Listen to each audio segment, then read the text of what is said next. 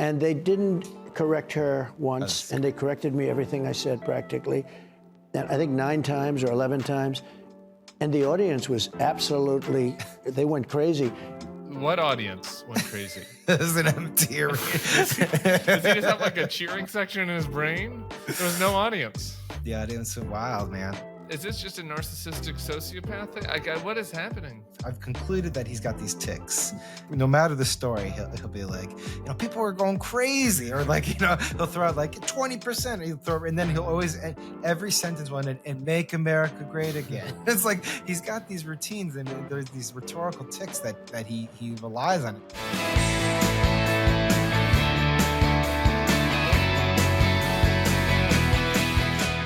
My buddy Sam Stein, managing editor of the Bulwark, and he's managing it quite well. I don't know if you've been to thebulwark.com lately, but we've got a lot of good stuff. Make sure you're signed up. Thebulwark.com/free trial if you want to be a Bulwark Plus member. How you doing, Sam? Oh, good. That's the first compliment you've paid me since I've come to the Bulwark. So this feels like a good start to the podcast. Thanks. Well, I've got to do it live. If I can't pump you up too much in person. I'm going to make you work for it. Yeah. It's been wonderful having you. I want to start with, we have Poll Mania this morning. We woke up to Poll Mania. Too much. And Amy Walter was on Tuesday, and Amy was who I just bumped. I'm in DC right now. I just bumped into Amy Walter on the sidewalk. Just what happens in DC. We're everywhere. And we were just talking, and like her point on Tuesday, which I think is right, is that it's basically a 50-50 ratio. You could call it a 60-40 ratio if you want, but like, what's if you're a data nerd, what's really the difference? And I pressed her on that a little bit. I'm a little bit more bullish than she is, I think, which is unusual for me. But then these polls come out this morning, and all my emotions start to get wrapped up in them. So I'm going to run through them very fast. We have Marist has Harris +5 in Michigan, +1 in Wisconsin, and Pennsylvania tied. If you don't like that, the New York Times has Pennsylvania +4 and the National tied. And if you don't like that, S&M, is it S&M? No, F&M. S&M something else. Pennsylvania Franklin has, and Marshall. There you go. Thank you. Pennsylvania has Harris +3. Okay. Not S&M. Yeah, that's a different one. That's nice. Emerson, we don't like Emerson right now. Emerson has Trump +2 in Georgia and Wisconsin, +1 in Arizona, Pennsylvania, Nevada, North Carolina tied. Harris +1 in Michigan. And the Washington Post has Pennsylvania tied, and Signal has North Carolina tied. And the Maryland Senate race, Angela also Brooks 50, St. Larry Hogan 33. I just added that one in for Sarah Longwell. Sam, what's your main takeaway? How do you sum all that up? I would you don't get too emotionally tied to polls. I want to be emotionally tied, though. It's not healthy for you. I feel like you should not check the internet early in the morning. It's like these things, what are we talking about here? Like a percentage point here, percentage point there. How do you know which one's correct? I just feel like ultimately it's such a close race. I keep coming back to a couple of things that are not in the polls, which is if you want to be closing well down the stretch, you want to have a lot of money and you want to have a lot of organization, right? And which campaign has that? It's Harris's campaign. I mean, it's not, momentum, debates, stuff like that. I saw an interesting thought on Twitter this morning. It's like, well, everyone's looking to see if like this slight improvement that she's had since the debate is tied to her debate performance. Maybe, but it could be the fact that she's just drowning him in ads and people are getting a ton of exposure to Harris that they've never gotten before. And that will continue from now and through November. So, it's really impossible to know. What we do know is that she has more money. She has more on the ground operations. There probably will not be another debate. And so those are the main factors here. And I think in that case, she's in a nice position. I don't think it's like a lock or anything, but she's in a nice position. I agree with that. And that's why, for those reasons, is why I was a little bit more bullish than Amy was. And also, I just think the pool of undecideds is more Harris friendly. It's not completely Harris. It's not like 100%. Right. But the types of people that are either undecided between the two or undecided between showing up or not. I think Harris is a bigger pool to fish in there for the most part. Well, that's what Sarah was saying, and Sarah Longwell has basically been on this train for a while, which is that this pool of undecided voters just needs to know what Harris is about, and they don't know her that well, and they know Trump. I mean, if you look at those polls from this morning, like again, he's talked about this every time. Trump's at like 46, 46, 47, 48, 46. It's like that dude is just capped. And really, Harris just can grow. And that's where the money comes in. If you can spend a lot of money advertising and so on and so forth, you can reach those undecided voters. I really like. I did a YouTube video on the abortion ad they did yesterday, which I just thought was so powerful. Yeah. If people missed that, they can see it on the YouTube feed. Just one more, just summing up the polls. Nate Cohn basically breaks it down with, if you just kind of average out the good polls, she's about +3 in Wisconsin and Michigan and +2 in Pennsylvania and nationally. And that's What's your take on the Nates? We have a lot of Nates out there. There's a lot of people that are triggered by Nate Silver. I don't really understand why. I mean, like, I understand he's kind of a contrarian prick on Twitter, so I get why that like rubs some people the wrong way. But like there is like a Nate conspiracy theory out there that's like Peter Thiel and the Russians are paying him to, and he's betting on this stuff. And I'm like, I don't actually know what I don't understand what the conspiracy is. I guess that it helps Trump for him to say that Trump has a better chance to win. I'm not sure that actually helps Trump, because like Nate is saying basically the same thing that the Harris campaign is saying. So I don't get that conspiracy. Nate Cohn, on the other hand, I think does a very good job, and I have professional respect for him. But I remain. He triggers triggered. People too. Me by the needle. I'm still, the needle still haunts my dreams. He's caused a lot of harm, that guy. Not deliberately, but he inflicts emotional damage on a whole swath of the Upper West Side of New York City. So my child came down the other night, had a nightmare, and came into my room, and I said, "What was the problem?" Nate Cohn, the needle. No. she was like, "It was a caterpillar," and I'm like, "Caterpillars aren't scary." She's like, "It was a scary caterpillar." That's kind of how I feel about the needle. I wake up about once a month, and I'm like, "It's the needle." The needle and move towards Trump. So anyway, I think basically summed up slightly for Harris, too close for comfort. Here's the one thing that jumped out at me at all these polls underneath, and it is a group that you and I know a little something about. College-educated whites. What'd you say? Jews? Jews. Jews. I know a lot about Jews from my time at George Washington. College-educated whites. Gotcha. Okay. College-educated whites. Hello, fellow college-educated whites. Trump is down at 36% with them. The movement post-debate is that's men and women. Yeah. Wow. Yeah, I know. The movement post-debate in the New York Times poll, at least, was significantly due to the Harris gains among college-educated whites. There was a group of our people that I think were maybe nervous about her, watched the debate, and were like, okay, she's got this, and moved into her camp. So that is somewhat encouraging. There's I have another fact about college-educated whites I want to share. In Verona, New Jersey, which I know nothing about because I've never been there, but I know the demographics because I can Google. 80% white, 150K median income, 63% with college degrees. In 2020, Biden won this district 59-40.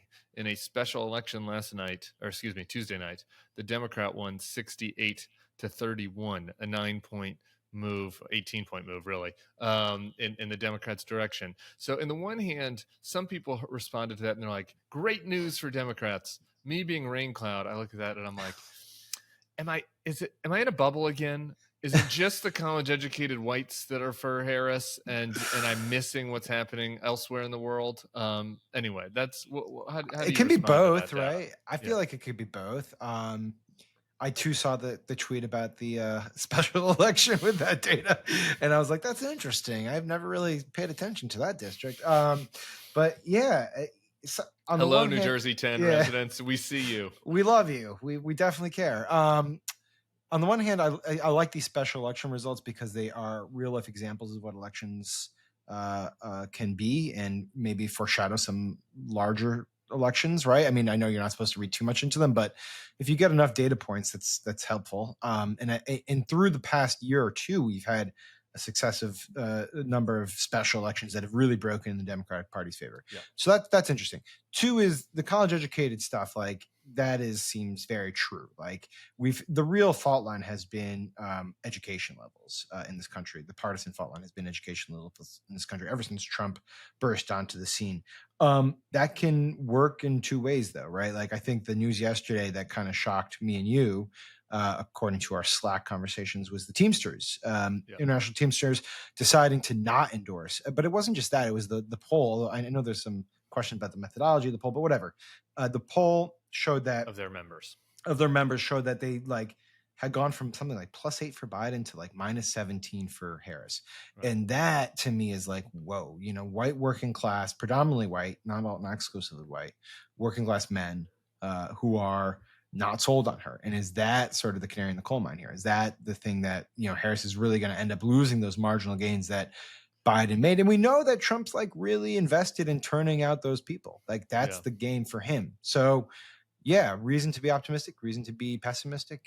There's just tons of data the thing points. that worries me. It's just that it's a bad trade. It's a good trade for Democrats in special elections and midterms, right? This trade of team, like, just to stereotype, your median Teamster versus your median suburban Verona, New Jersey, 150,000 media income, college educated white. Like the Verona, New Jersey person votes more often in these weird elections, right? That if they're all, but there's a bigger pool of the non-college. So it's not a great trade for the general election.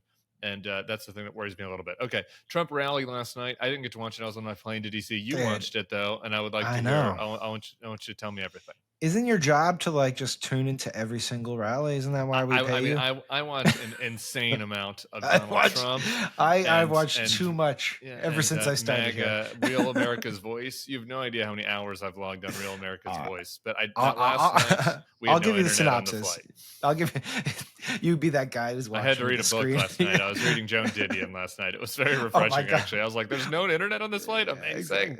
Also, what a contrast, Didion versus Trump. Both great with words. So the rally last night was like, I was talking to Kaput about this on the YouTube channel.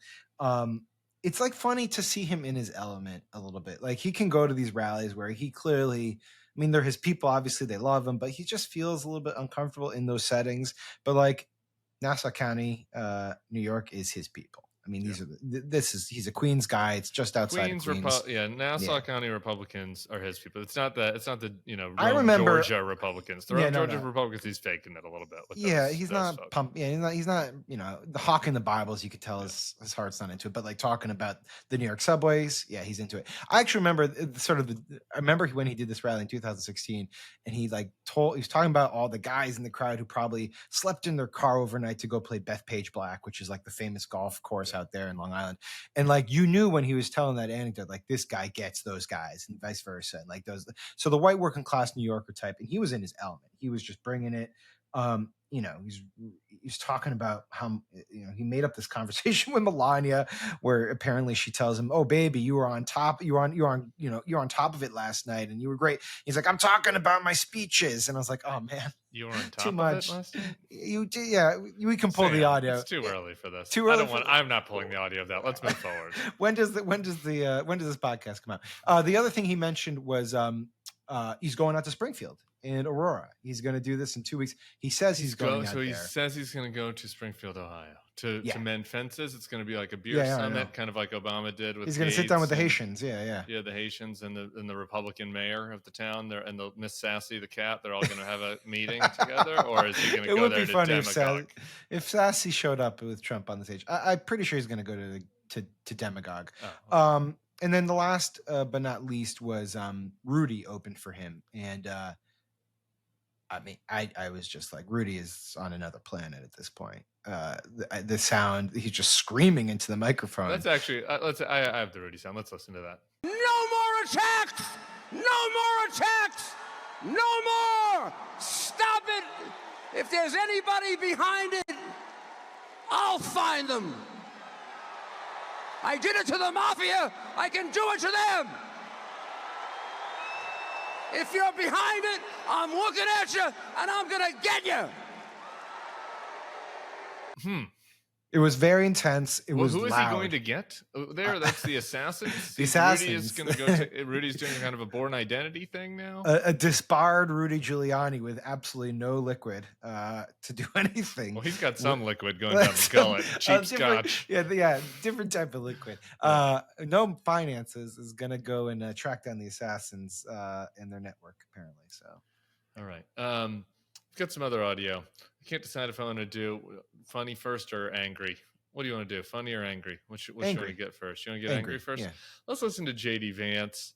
This guy is running the most disgusting campaign I think that I've ever witnessed, and I that is not hyperbole. Let's just listen to this. Now, the media loves to say that the Haitian migrants, hundreds of thousands of them, by the way, 20,000 in Springfield, but hundreds of thousands of them all across our country, they are here legally. And what they mean is that Kamala Harris used two separate programs, mass parole and temporary protective status. She used two programs to wave a wand and to say, we're not going to deport those people here. Well, if Kamala Harris waves the wand illegally and says these people are now here legally, I'm still going to call them an illegal alien. Fuck you, JD Vance. Like, I'm still going to call these people an illegal alien just because I don't agree with TPS? Like, what? I mean, like, his kids are mixed race. I just don't understand how he lives with himself. I just, like, what would JD Vance do if somebody went up to him and was like, you know what, JD, I hear you that Usha came here legally, but I'm still going to call her an illegal alien because to me, whatever the system was, it wasn't right. And I'm freelancing and I think that she's an illegal alien. So that's what I'm going to call her. Yeah, this one really like sucks to watch. Honestly, it sucks because that the people who are on the receiving end of this are probably some of the most disadvantaged people on the globe. I mean, they come from a country, one of the most impoverished countries in the world that was hit with a devastating earthquake. They came to this country legally. They didn't, they didn't sneak in. They came legally. They came looking for work. All they want is an opportunity. And for this person to use the stage he's been granted and the power that he has been bequeathed to stigmatize, to demagogue, to make their lives harder, not easier, really shows you something about both the priorities, but also I would just add, and I know this is not a terribly unique insight, it's offensive to the Republican electorate that he plays down to this type of politics for them. He's made the calculation that they too want to stigmatize and demagogue and go after this Haitian community. And he believes it's a political winner. And it's just an offensive calculation to the electorate itself. So yes, it makes me angry. Honestly. And it's un-American. It's like the fundamentally American story. Like, does the disadvantaged people come here? They followed the rules as they were when Joe Biden was president. You can say you disagree with the rules, you're going to change the rules. I would also disagree with that. You can say, hey, when we're in there, we're not going to let anybody from that's suffering from violence into this country. We're not going to do it to TPS anymore. Also, he's created a straw man too, where if you're for treating this community with dignity and offering help to them, that therefore you are against the people of Springfield, right? Who were there before they are, who were there before the Haitian community arrived. And I just think that's a real idiotic dichotomy. You can be for both of these people. You don't have to be for one or the other, but he has turned them against each other. And these are his constituents. I mean, keep that in mind. These are his constituents that he's turned against each other, all for political opportunism. Also, just as a matter of fact, Kamala Harris was the vice president. She didn't wave any wands. Just as a factual matter. Can we go to more positive audio? Or is that sure. Funny? He fucking sucks. I don't know that I've had a personal disdain for a candidate the degree of JD Vance ever. Actually, it's weird. I've been trying to think about trying to think of a figure who's had this kind of trajectory in recent times, and it's hard to think of someone like this. Isn't Palin? Palin came on the scene, and we were like, "Who is this person?" And she was good. I challenge people to go listen to Sarah Palin interviews and compare them to JD Vance interviews. She's like downright humane, and I mean, she's not prepared, but she is like her rhetoric is like she's trying to appeal to John McCain. Anyway, I already did this twice this week. He drives me so crazy. Let's laugh a little bit more. Trump on Gutfeld last night. Let's listen to Donald Trump on Gutfeld ! The comedy show on Fox News, which I also suffer through for you. And they didn't correct her once, and they corrected me everything I said practically. And I think 9 times or 11 times. And the audience was absolutely, they went crazy.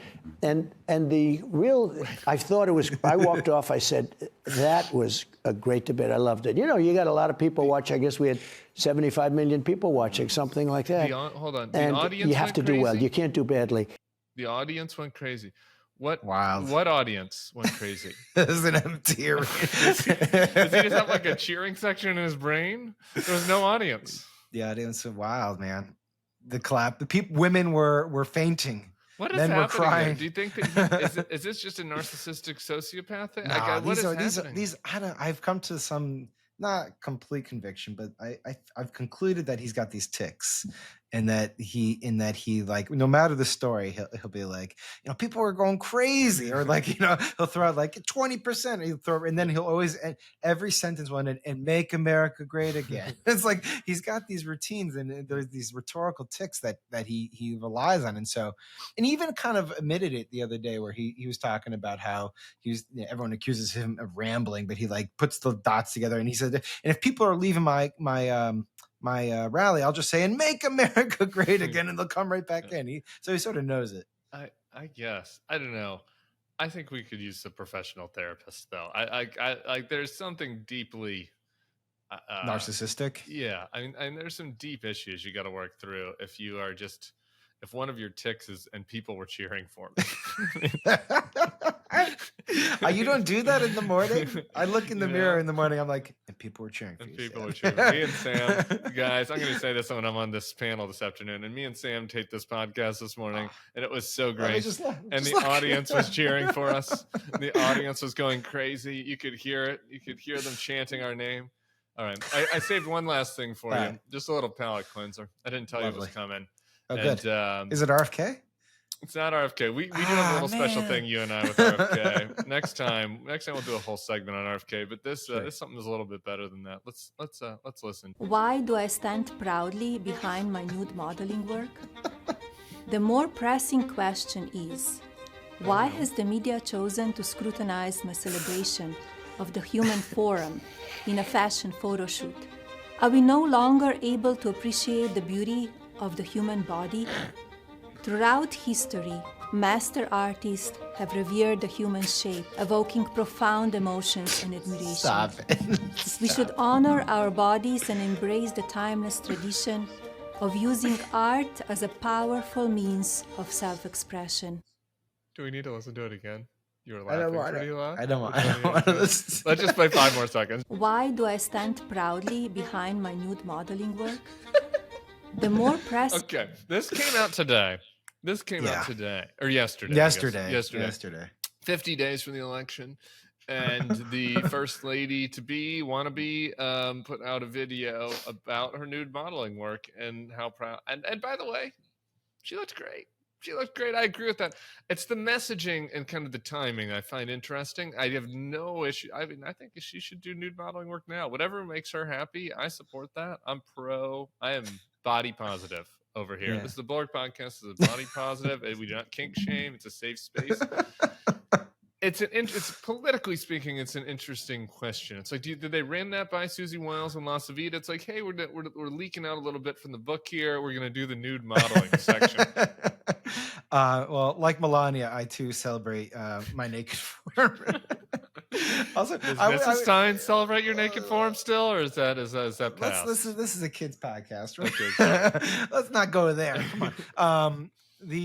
The thing about the audio, you can't see it, but there's a video component to it. This is the thing that kind of struck me, was that I was watching it. I was like, she's going through all these like famous artistic depictions of the naked body, and there's like the Michelangelo David there. I'm like, did she just compare her like nude shoots to the David? That's like, she did. That's pretty bold. I guess we are celebrating the human form in all of its variations, but I just don't think I did notice Maxim magazine and the David are on the same. None of the video pictures were like, full-bodied people. You know what I mean? It was not actually celebrating all of the human form. It was comparing herself to like the most pristine human forms in world history. all these like sculptures with like, rock hard abs. That's not real. Let's be honest, Melania. In terms of is this a youth mail? Maybe this is part of the youth mail outreach. Yeah, this has got to. That's the only logical explanation. I will say, 46 days from the election, and like you're wondering, like Doug Emhoff's out there talking about like anti-Semitism and going to Texas and trying to flip Florida, and she's like, the nude body needs to be celebrated. It's like, which one has got more appeal? I think she's going to actually win this one, though. I think this will get some votes from a subset of the electorate. It's something. Something's happening there. Sam Stein, I'm glad we could listen to that together. That was great. Thank you. I hope everyone that was listening in Carpool Line enjoyed that. Enjoyed thinking about Sam's form, and we'll be seeing him back here soon.